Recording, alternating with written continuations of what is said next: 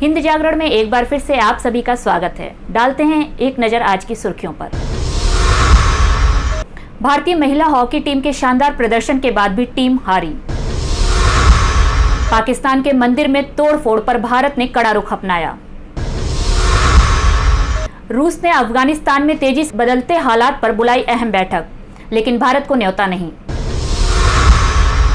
रिलायंस को मिला supreme court से झटका। बिहार के नालंदा में एक ही परिवार के 5 लोगों की हत्या। राजीव गांधी खेल रत्न अवार्ड अब मेजर ध्यानचंद अवार्ड होगा। भारत के दबंग पहलवान बजरंग पूनिया सेमीफाइनल में पहुंचे। अब खबरें विस्तार से। टोक्यो ओलंपिक की टर्फ पर भारत की महिला hockey team defending champion great Britain के खिलाफ ब्रॉन्ज मेडल की लड़ाई हार गई। रियो ओलंपिक की गोल्ड मेडलिस्ट टीम ने भारतीय हॉकी की महिलाओं को 4-3 से हराया। इस हार के साथ भारतीय महिला हॉकी टीम का पहला ओलंपिक पदक जीतने का सपना टूट गया, पर वो इतिहास रचने में कामयाब रही। दरअसल ये पहली बार था जब भारत की महिला हॉकी टीम ओलंपिक की टर्फ पर मेडल के लिए लड़ रही थी। टूर्नामेंट में ये दूसरी बार था जब ग्रेट ब्रिटेन के हाथों भारतीय महिला हॉकी टीम को हार मिली थी। इससे पहले ग्रुप स्टेज पर ग्रेट ब्रिटेन ने उसे 1-4 से हराया था। पाकिस्तान के पंजाब प्रांत के रहीम यार खान में एक मंदिर में तोड़फोड़ किए जाने पर भारत ने कड़ा रुख अपनाया है। गुरुवार को पाकिस्तानी उच्चायुक्त के प्रभारी को तलब किया और इस घटना को लेकर कड़ा विरोध दर्ज कराया। विदेश मंत्रालय के प्रवक्ता अरिंदम बागची ने कहा कि भारत ने पाकिस्तान में अल्पसंख्यक समुदायों की धार्मिक स्वतंत्रता पर लगातार हमलों को लेकर अपनी गंभीर चिंताओं से भी पाकिस्तानी राजनयिक को अवगत कराया है।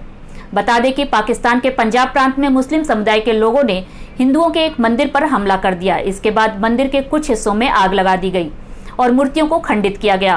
पुलिस जब इस भीड़ को रोकने में विफल रही तो हालात को काबू में करने के लिए पाकिस्तान रेंजर्स के जवानों को बुलाना पड़ा। रूस ने अफगानिस्तान में तेजी से बदलते हालात पर बुलाई एक अहम बैठक में भारत को आमंत्रित नहीं किया है। इस बैठक में पाकिस्तान, चीन तथा अमेरिका के शामिल होने की संभावना है। अफगानिस्तान में तालिबान के हमले बढ़ने पर रूस ने हिंसा रोकने और अफगान शांति प्रक्रिया पर जोर देने के लिए युद्धग्रस्त देश में सभी प्रमुख पक्षकारों तक पहुंचने के प्रयास तेज कर दिए हैं। ये विस्तारित ट्रोइका बैठक 11 अगस्त को कतर में होनी है। इसके तहत पहले 18 मार्च और 30 अप्रैल को वार्ता हो चुकी है। रूस अफगानिस्तान में शांति लाने और राष्ट्रीय सुलह की प्रक्रिया की शर्तें तय करने पर वार्ता के लिए मॉस्को फॉर्मेट भी करा रहा है। यूपी के गांव में रहने वालों को आय जाति निवास प्रमाण पत्र बनवाने के लिए अब दूर नहीं जाना होगा, बल्कि उन्हें अपनी ग्राम पंचायत में स्थापित जन सेवा केंद्र तक पहुंचना होगा। वहां आवेदन के बाद आसानी से उनके प्रमाण पत्र बन जाएंगे। लोग डिजिटल पेमेंट के माध्यम से फीस जमा कर सकेंगे। साथ ही सरकारी योजनाओं का लाभ भी जन सेवा केंद्रों पर तत्काल मिलेगा। उत्तर प्रदेश की योगी आदित्यनाथ सरकार ने पहली बार हर ग्राम पंचायत में 2 जन सेवा केंद्र स्थापित किए हैं। 16 नवंबर 2020 से शुरू की गई CSC 3.0 योजना से अब तक प्रदेश में 1,52,830 जनसेवा केंद्र स्थापित हो चुके हैं। इन केंद्रों को डिजिटल पेमेंट को बढ़ावा देने के लिए भीम ऐप से भी जोड़ा गया है। केंद्रीय इलेक्ट्रॉनिक्स और IT राज्य मंत्री राजीव चंद्रशेखर ने राज्यसभा में लिखित में बताया कि सरकार का किसी इंटरनेट मीडिया प्लेटफॉर्म को रोकने या ब्लॉक करने का फिलहाल कोई इरादा नहीं है। हालांकि कुछ यूजर इंटरनेट मीडिया का इस्तेमाल देश में घृणा का माहौल बनाने के लिए कर रहे हैं, लेकिन न कोई इंटरनेट मीडिया प्लेटफॉर्म पर न ही कोई अन्य माध्यम देश के लोकतंत्र को नुकसान पहुंचा सकता है। रिलायंस और फ्यूचर ग्रुप के बीच हुए बहुचर्चित सौदे के खिलाफ अमेजन की याचिका पर सुप्रीम कोर्ट ने शुक्रवार को अमेजन के पक्ष में फैसला सुनाया है। इस फैसले के बाद रिलायंस और फ्यूचर ग्रुप के बीच 24,731 करोड़ रुपए की डील पर अभी रोक लग गई है।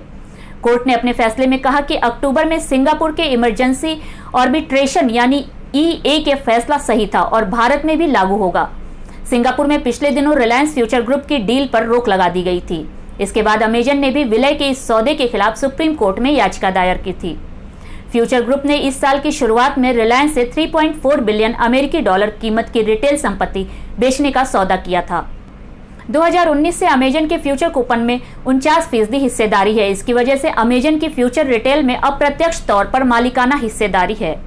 अमेजन का कहना है कि इस करार के मुताबिक फ्यूचर ग्रुप कुछ चुनिंदा भारतीय कंपनियों के साथ सौदा नहीं कर सकती है। इसमें रिलायंस भी शामिल है।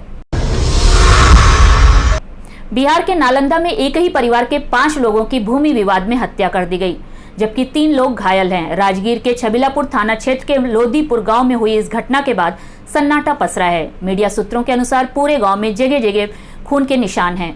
परिवार की औरतों की चीख रह रहकर सुनाई दे रही है। गांव वाले बहुत गुस्से में थे और पुलिस को लाश भी उठाने नहीं दे रहे थे। भारत में कोरोना संक्रमण की दूसरी लहर का कहर अभी थमा नहीं है।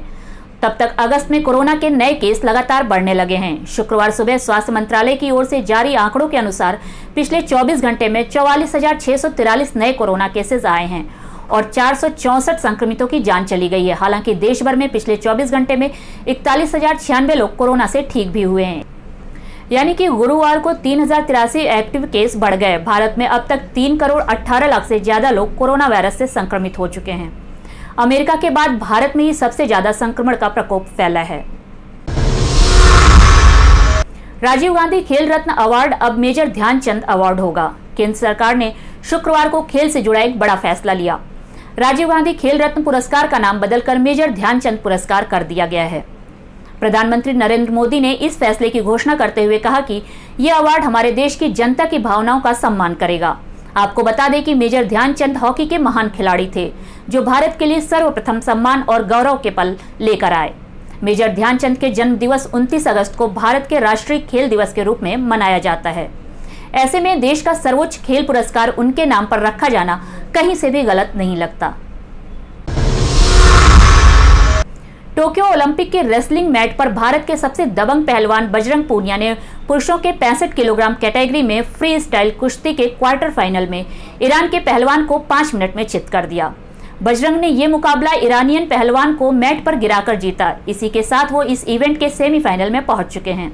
इससे पहले प्री क्वार्टर फाइनल में उन्होंने किर्गिस्तान के पहलवान अर्नाजार को हराया था।